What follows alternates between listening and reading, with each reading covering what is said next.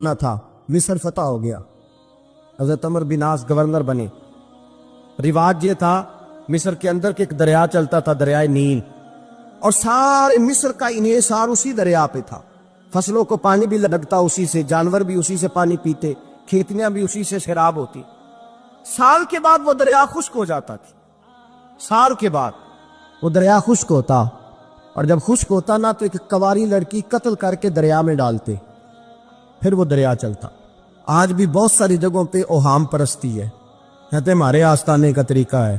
میں نے کہا آستانے کا اس آستانے کا طریقہ ہوتا ہے جس آستانے کا تعلق در مصطفیٰ سے ہوتا ہے، باقی کسی آستانے کا اپنا کوئی ذاتی طریقہ نہیں۔ طریقہ وہ جو میرے نبی پاک کا طریقہ ہے، اس سے ہٹ کر کون سا طریقہ ہے؟ ہمارے آستانے کا طریقہ ہے، ہماری یہ رسم ہے، ہمارا یہ رواج ہے۔ اٹھا کے بھاگ جاؤ رسم و رواج۔ ہمارے رسم و رواج رسول اللہ کی سنت کے پابند ہے۔ سارے بولیے صلی اللہ ہو، پھر ایک دفعہ پڑھیے درود شریف، صلی اللہ، 3 دفعہ کر لے تاکہ تعداد ہو جائے، صلی اللہ ہو۔ نبی پاک صلی اللہ علیہ وسلم کا طریقہ اصل طریقہ ہے۔ حضرت عمر فاروق کو جناب عمر بن عاص، اور کہتے ہیں کہ پکا طریقہ یہ تھا کہ جب تک لڑکی قتل کر کے ڈالتے نہیں تھے دریا چلتا نہیں تھا۔ حضرت عمر کو خط لکھا کہ حضور یہ معاملہ ہے، اور لوگ مجھے یہی کہتے ہیں، میں نے لوگوں کو سمجھایا ہے کہ اسلام ظلم کا حکم نہیں دیتا، ظلم کی اجازت نہیں دیتا، کیسے لڑکی قتل کی جائے؟ اب آپ بتائیں کیا کرنا ہے؟ حضرت عمر ایمان، یقین، استقامت، پہاڑ ہیں یہ لوگ۔ حضرت عمر نے 2 خط لکھے، ایک حضرت عمر بن عاص کے نام، دوسرا دریائے نیل کے نام۔ 2 خط لکھے، ایک خط لکھا دریا کے نام، ایک خط لکھا عمر بن عاص گورنر کے نام۔ گورنر کے نام خط لکھا تو فرمایا جتنے یہودی ہیں، عیسائی ہیں، کمزور ایمان والے، سب کو دریائے نیل پہ لے جا، اور میرا یہ دوسرا خط دریا میں ڈال دے اور سب کے سامنے ڈالنا۔ کہتے ہیں یہ خط پڑھنا چاہے تو تجھے اجازت بھی ہے، سنیے اور سر دھنیے اور سوچئے کہ اصل کمزوری کہاں آئی ہے، کمزوری اور نقص واقعہ کہاں ہوا ہے۔ حضرت سیدنا عمر بن خطاب رضی اللہ تعالیٰ عنہ نے دریا کو مخاطب کر کے لکھا، ہو دریا، اگر تو کہتا ہے نا کہ لڑکی قتل کر کے پھینکی جائے گی تو میں رسول اللہ کا ماننے والا ہوں، میں ظلم نہیں ہونے دوں گا، ہمیں تیرے پانی کی ضرورت ہی کوئی نہیں، تو بے شک پانی نہ دے، اور اگر تو اللہ کے حکم سے بہتا ہے، اگر تو اللہ کے حکم سے بہتا ہے تو پھر اللہ کا بندہ اور مصطفیٰ کا غلام عمر تجھے حکم دیتا ہے کہ فوراً بہنا شروع کر دے، فوراً منٹ نہ لگانا۔ حضرت سیدنا عمر بن عاص فرماتے ہیں لشکروں کے لشکر لے کے میں دریائے نیل پہ پہنچا، اور بھرے مجمع میں جناب عمر کا خط میں نے ڈالا تو دریا نے بہنا شروع کر دیا۔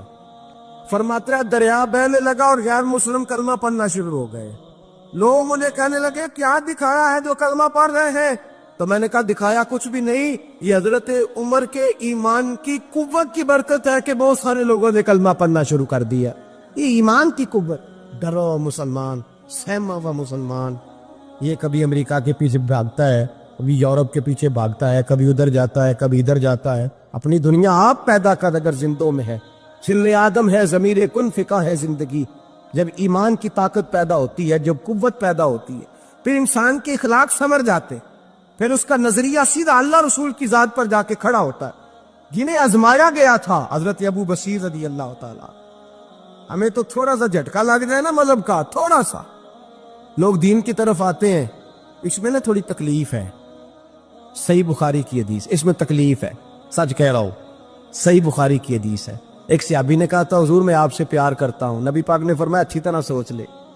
سوڑیا نہیں پیار ہے، فرمایا چل پھر سوچ لے۔ حضور بڑا پیار، میں سوچ کے کہا محبوبہ بڑا پیار ہے، نبی پاک نے فرمایا پھر تیاری کر لے، جس طرح گہری جگہ پہ پانی تیزی سے آتا ہے تیری طرف مشکلات بھی تیزی سے آئیں گی، تیزی سے۔ یہ شہادت گاہ الفت میں قدم رکھنا، لوگ آسان سمجھتے ہیں مسلمان ہونا، ذرا اچھی طرح سوچ لے، جو مجھ سے محبت کا دعویٰ کرے گا اسے تکلیف ہے، بولو اسے تکلیف ہے، یہ پکی بات۔ جو محبت میں مخلص ہو وہ دیکھ لے میں آزمائش میں کتنا ہوں۔ تو اگر کوئی کہتا ہے نہیں مذہب میں جائیں گے تو موجیں لگ جائیں گی، تو یہ بات درست نہیں ہے، یہ تو بڑا مشکل کام ہے۔ یہ تو اس سے پوچھو نا جو اس منصب پہ ہے، ایک کٹھن مرحلہ ہے، کٹھن، جس شہادت کا ہے الفت میں قدم رکھنا۔ لوگ آسان سمجھتے ہیں مسلمان ہونا، روتا ہے فلک برسوں، پھر جا کے یہ حالات درست ہوتے۔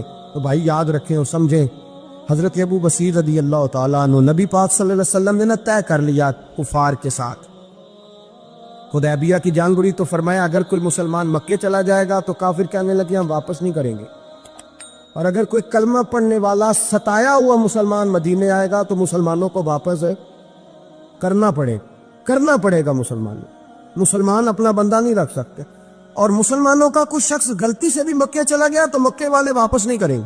حضرت ابو بصیر رضی اللہ تعالیٰ عنہ صحابی تھے، باپ نے، بھائی نے، محلے والوں نے قید کیا ہوا تھا کلمہ پڑھنے کی وجہ سے، پیروں میں زنجیریں تھی، بیڑیاں، کسی طریقے سے جیل توڑ کے دوڑے مدینے پہنچے۔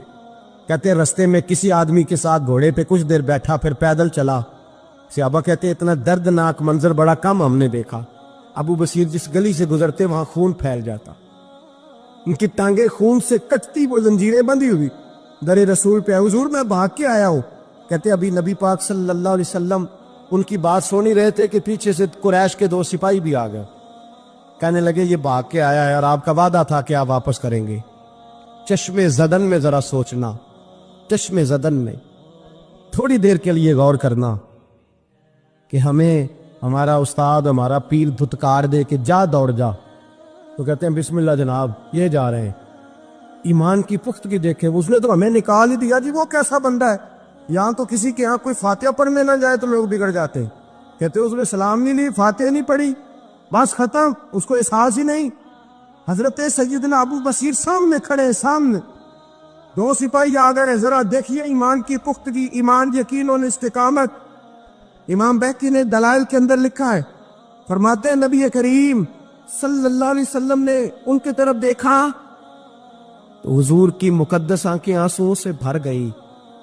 حضور نے فرمایا ابو بصیر تیری تکلیف مجھے نظر آ رہی ہے، پر میں نے وعدہ کیا ہوا ہے، میں نے وعدہ، بھئی یہاں ڈٹ کے رہنا بڑا مشکل ہے، یہاں قائم رہنا بڑا کٹھن مرحلہ، یہاں آزمائش کے موقع پر دین پر انہوں نے تو رکھا ہی نہیں، لوگ تانے دیتے ہیں، باتیں کرتے ہیں، رکھا ہی نہیں، تو پھر ان کا بنتا ہے۔ حضور نے فرمایا تجھے جانا پڑے گا۔ صحابہ کہتے ہیں پورے مدینے میں ایسے تھا جیسے سوگ کا سما ہو۔ جب وہ 2 سپاہی حضرت ابو بصیر کو پکڑ کے لے جا رہے تھے تو وہ پلٹ پلٹ کے پیچھے دیکھتے تھے، پلٹ، پیروں میں خون ہے، آنکھیں آنسوؤں سے بھری ہوئی۔ فرماتے ہیں جب وہ پلٹ رہے تھے تو مدینے کی گلیاں بھی رو رہی تھی۔ میرے نبی پاک جب وہ آنکھوں سے اوجھل ہو گئے تو حضور بیٹھ گئے زمین پہ، نبی پاک نے رونا شروع کر دیا۔ فرمایا اللہ تو نے اس شخص کی مدد فرمانی ہے، اس پر کرم کرنا ہے، اللہ اس کا خیال فرمانا، اس کے لیے دعا کی، حضور روئے۔ حضرت ابو بصیر باہر نکلے تو وہ جو کافر تھے نا، وہ کہنے لگے تو بڑا بنتا تھا ان کا، انہوں نے تجھے رکھا نہیں، تجھے رکھا بھی نہیں۔ تو حضرت ابو بصیر نے تھپڑ مارا منہ پہ، کہنے لگے میں وہ نہیں جو تھوڑی سی بات سے بدل جاؤ، ایمان، یقین اور استقامت کی دولت ملی ہوئی ہے۔ آپ فرمانے لگے میرا تو ایمان اور پختہ ہو گیا ہے کہ میرا نبی اپنے وعدوں کا بڑا پابند ہے، میرا رسول اپنے وعدوں کا بڑا پابند ہے۔ حضرت ابو بصیر کہتے ہیں مدینے کی سرحد گزر گئی تو میں نے کھینچی تلوار، ان میں سے ایک سپاہی اب آؤ میرے مقابلے میں جس نے آنا، ایک کو مارا، دوسرا بھاگ گیا۔ فرماتے اب میں مکے جا نہیں سکتا تھا، جاؤں گا تو وہ زیادہ ماریں گے، مدینے حضور نے قبول نہ فرمایا۔ فرماتے ایک جنگل میں جا کے العیس نام کی ایک بستی تھی، وہاں ڈیرا لگا لیا، دریا کے کنارے، پانی پی لیتا، پتے کھا لیتا، تن تندور ہڈاں دا بالن تے اسی ہاواں نال تپایا، کپ کپ مکیاں پیڑے کیتے تے اتوں صبر پلے تھلایا، تن دی ہانڈی تے من دا سالن اتے لون صبر دا پایا، غلام فریدا وے میں ساری تیری، غلام فریدا وے میں ساری تیری، تینوں اجے یقین نہیں آیا۔ فرماتے سالوں پتے کھائے، اب جو بھی وہاں سے تنگ ہوتا وہ میرے پاس آ کے پناہ لیتا، جس کو مکے والے مارتے میرے پاس آ، کہتے ہیں تانے دینے والے آگے کہتے ہیں تم کس طرح کے نوکر ہو، تمہیں تو انہوں نے رکھا ہی نہیں۔ ہم نے کہا چپ کر جا، وہ ہمارے آقا ہے، وہ ہمارے آقا ہے، رکھے تب بھی ٹھیک ہے، نہ رکھے اللہ اکبر۔ ایمان دیکھو، قوت دیکھو، جیڑیاں خسمان دی وچ رضا بسن، پاگ جاگ لندے اوندا گولیاں دے، میں گڈی ہاتھ ڈور سجن دے، او جنج رکھے اونج رہنے، واجب نہیں جے وچ شریعت مندہ خسم نو کہنا۔ فرمایا بس ٹھیک ہے، جس طرح حضور راضی ویسے ہی ہم راضی۔ حضرت ابو بصیر رضی اللہ تعالیٰ عنہ کے پاس 300 صحابہ کٹے ہو گئے، 300 حضرت ابو بصیر جب مدینے کی سراج سے گزر رہے تھے نا تو نبی پاک نے ایک آواز دی تھی، فرمایا ابو بصیر ایک وقت آئے گا کہ میرا پیغام تجھ تک پہنچے گا، ایک ٹائم آئے گا۔ حضرت ابو بصیر سے جب کوئی کہتا نا کہ زندہ کس بات پہ ہو تو فرمانے لگے مصطفیٰ کے فرمان پہ بڑا یقین ہے، بلاوا آئے گا، مجھے بلاوا، مجھے یقین ہے کہ مجھے بلاوا، بڑی امید ہے سرکار قدموں میں بلائیں گے، اور کرم کی جب نظر ہوگی مدینے، مجھے یقین ہے کہ مجھے بلاوا۔ حضرت ابو بصیر رضی اللہ تعالیٰ عنہ فرماتے ہیں کہ وقت گزرتا گیا، 300 لوگ اکٹھے ہو گئے۔ جب کوئی مسلمانوں کا قافلہ مکے کے پاس سے گزرتا تو مکے والے لوٹ لیتے تھے۔ حضور نے بھی اجازت دی مدینے والوں کو، اگر ان کا قافلہ کوئی آئے تمہیں بھی حملے کی اجازت ہے، کفر کا مال مال غنیمت ہے۔ حضرت ابو بصیر کہتے ہیں جب بھی ہمارے قریب سے وہ رستہ تھا شام کی طرف جانے کا، جب بھی کافر گزرتے ہم ان کے قافلے پکڑ لیتے، لوٹتے، ہم بھی ان کو اس طرح کی سزا دیتے جو مسلمانوں کو دیتے تھے۔ فرماتے ان کا جینا محال ہو گیا، ہاتھ باندھ کے نبی پاک کی بارگاہ میں گئے، کہنے لگے یہ شرک ختم فرما دے اور آپ ان کو بلا لے، بلا لے۔ حضرت ابو بصیر فرماتے ہیں میں بوڑھا آدمی تھا، دن بھر میں کام کرتا، محنت کرتا، اس علاقے میں کھیتی باڑی کرتا، جب رات ہوتی تو میں کسی پہاڑ کے ٹیلے پہ بیٹھتا اور مدینے کی جانب منہ کر لیتا، اور میں انتظار کرتا بلاوا کب آئے گا، کب حضور کا پیغام آئے گا، میں انتظار کرتا۔ حضرت ابو بصیر رضی اللہ تعالیٰ عنہ بیمار ہو گئے، شدید بیمار، سخت بیمار تھے، تو قریش نے شیخ ختم کی۔ حضرت ابو ہریرہ کہتے ہیں نبی پاک نے 2 صحابہ کو روکا دیا، فرمایا جاؤ اسے جا کے کہو آ جائے، اسے کہو آ جائے۔ صحابہ کہتے ہیں ہم پہنچے تو ان کا آخری وقت چل رہا تھا، آخری ہجکیاں تھیں، ایمان اور یقین دیکھو، آخری ہجکیاں۔ لوگ کہتے ابو بصیر وقت آ گیا، وہ کہتے ہیں نہیں ابھی وقت نہیں آیا، وقت تب آئے گا جب نبی پاک کا بلاوا آئے گا۔ حضور کا وعدہ تھا وقت تب آئے گا جب میرے نبی کا بلاوا آئے گا، بھی بلاوا نہیں آیا تو ابو بصیر کا وقت بھی نہیں آیا۔ صحابہ کہتے ہم نے جا کے رکا، تھمایا، اٹھنے کی بھی طاقت نہیں تھی۔